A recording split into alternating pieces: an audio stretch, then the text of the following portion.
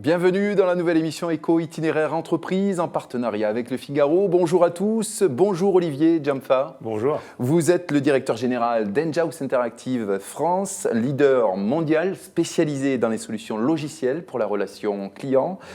Olivier Djamfa, Enghouse Interactive est à la fois un nouvel acteur sur le marché français et aussi un acteur reconnu au niveau mondial. Absolument. Donc, en quelques chiffres, Enghouse, c'est un éditeur canadien qui est coté à la bourse de Toronto. C'est 2000 personnes dans le monde, installées dans 25 pays.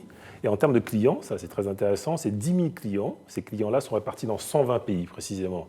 Et en chiffre d'affaires, c'est un demi-milliard de chiffre d'affaires et une capitalisation boursière de 4 milliards. Ce qui est intéressant, c'est que la croissance d'Enghouse pour cette année va être de 50%. À cette taille d'entreprise, ça montre qu'il y a une vraie dynamique.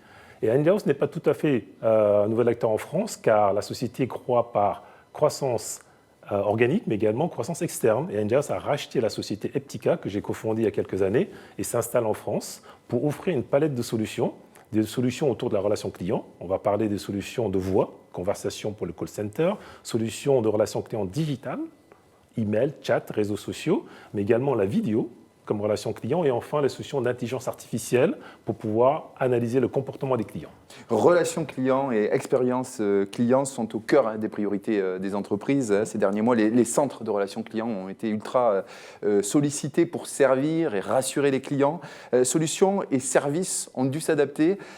Quel regard portez-vous sur ces évolutions ? Disons que le confinement, plus la crise sanitaire, ça a été assez important pour changer les rapports entre les individus, premièrement. Et deuxièmement, on a vu que c'est un accélérateur de tendance. Des choses qui commençaient à venir se sont accélérées. Je vous donnerai 3 exemples. Le premier exemple, c'est l'immédiateté.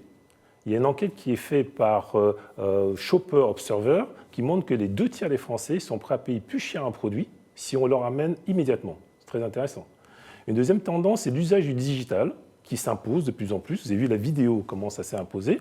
Et quand on regarde la relation client, eh bien, les canaux digitaux, ce qui est les emails, le chat, les réseaux sociaux, explosent également.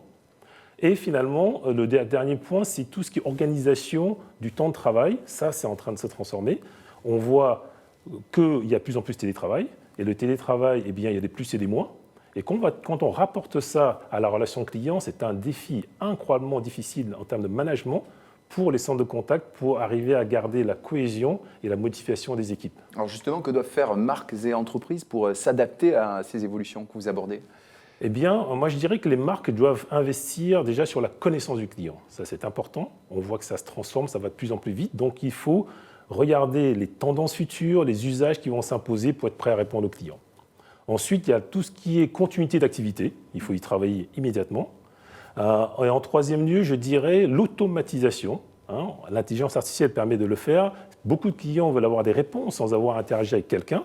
Eh bien, ces clients-là demandent du self-service. On appelle ça aussi des chatbots, des voicebots, tout ce que l'on veut, mais que le client puisse trouver aussi la réponse tout seul. Et enfin, je dirais humaniser cette relation pour réduire la distance. Ça, c'est essentiel. Dans ce cadre-là, quelles sont les technologies à prioriser, à déployer selon vous ? En matière de technologie, il y a une grande palette, mais je vous dirais le cloud. Le cloud, c'est mettre la solution disponible quelque part dans les nuages, et c'est de la flexibilité, c'est des coûts maîtrisés, c'est la sécurité, et entre autres, ça permet de résoudre la problématique de continuité d'activité dont on a parlé. Ça, en le cloud. En 2, l'intelligence artificielle, et je dirais en particulier l'intelligence artificielle sur le traitement naturel du langage.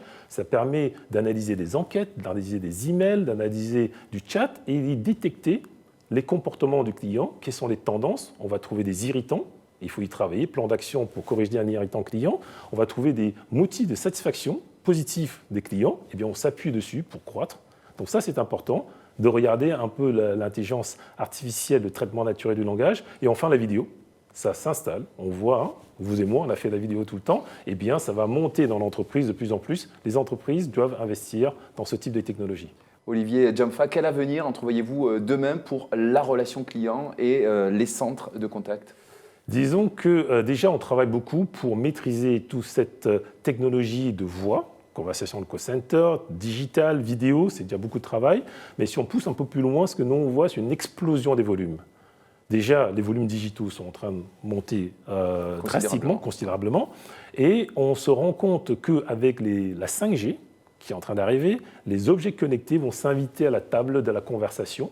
On va avoir l'électroménager, des voitures, on va avoir les machines industrielles qui vont elles-mêmes commencer à interagir. Et tout ça, ça va faire de plus en plus de volume. Il faudra inventer des mix de canaux de relations différemment. Il faudra inventer des nouveaux canaux qui n'existent pas.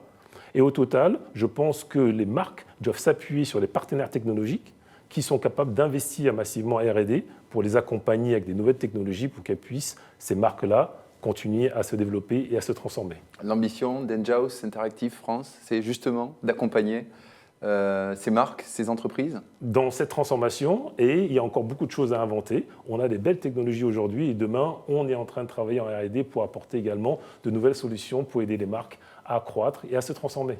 Olivier Djamfa, je rappelle que vous êtes le directeur général d'Enghouse Interactive France, leader mondial spécialisé dans les solutions logicielles pour la relation client. Merci d'avoir accepté notre invitation. Merci. Quant à nous, on se retrouve très vite pour une nouvelle émission d'Itinéraire Entreprise en partenariat avec Le Figaro. À bientôt.